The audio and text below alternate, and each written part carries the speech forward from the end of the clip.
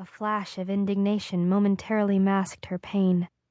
Wells's father, the Chancellor, would have been doing everything in his power to comfort those around him. Not that he would have accepted a spot on the final dropship in the first place. But Glass was hardly in a position to judge. The only reason she'd made it onto the dropship was because Rhodes had brought Glass and her mother with him when he forced his way on board. A violent jolt threw Glass back against her seat as the dropship lurched sideways, then tilted almost 45 degrees before righting itself with a stomach-turning swoop. A child's wail cut through the collective gasp. Several people shrieked as the metal frame of the dropship began buckling, as if caught in the grasp of a giant fist. A high-pitched mechanical whine screeched through the cabin, threatening to burst their eardrums, drowning out the cries and terrified sobs.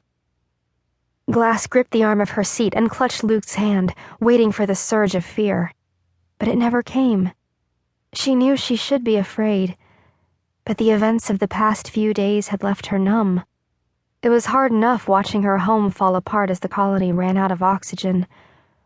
Hard enough risking an insane, unauthorized spacewalk to make it from Walden to Phoenix, where there was still breathable air. Everything she'd gone through had seemed worth it, though, when Glass, her mother, and Luke had made it onto the dropship. But at this moment, Glass didn't care if she never got to see Earth. Better to end it all now than have to wake up every morning and remember that her mother was gone. She glanced to the side and saw Luke staring straight ahead, his face a stony mask of resolve. Was he trying to be brave for her, or had his extensive guard training taught him how to remain calm under pressure? He deserved better than this. After everything Glass had put him through, was this how it was going to end? Had they escaped certain death on the colony only to hurtle headlong into a different, horrific fate? Humans weren't scheduled to return to Earth for at least another century, when scientists were sure the radiation left after the cataclysm would have subsided.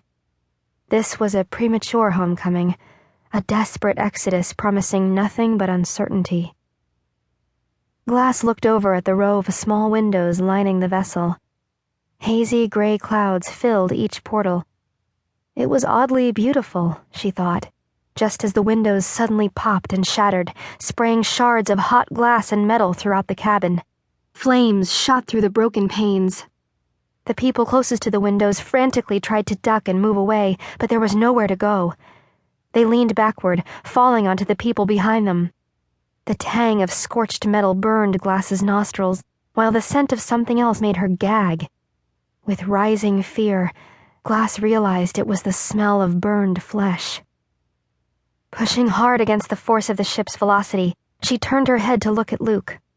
For a moment, Glass couldn't hear the sounds of whimpering and crying or the crunch of metal. She couldn't feel her mother's last breath.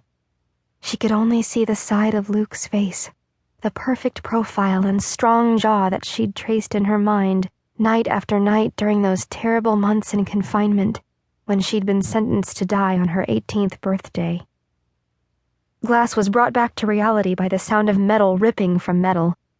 It vibrated through her eardrums and down into her jaw, through her bones and into her gut. She ground her teeth together. She watched in helpless horror as the roof peeled off and flew away, as if it were nothing more than a scrap of fabric. She forced herself to turn back to Luke, who'd closed his eyes but was now gripping her hand with renewed intensity. "I love you," she said, but her words were swallowed up by the screams all around them. Suddenly, with a bone-shaking crack, the dropship slammed into Earth, and everything went black. In the distance, Glass heard a low, guttural moaning, a sound full of more anguish than anything she'd ever heard. She tried to open her eyes, but the slightest effort sent her head into a sickening spin. She gave up and allowed herself to sink back into the darkness. A few moments passed, or was it a few hours? Again, she struggled against the comforting quiet, fighting her way toward consciousness. For a sweet, groggy millisecond, she had no idea where she was. All she could focus on was the barrage of strange smells. Glass hadn't known it was possible to smell so many things at once. There was something she sort of recognized.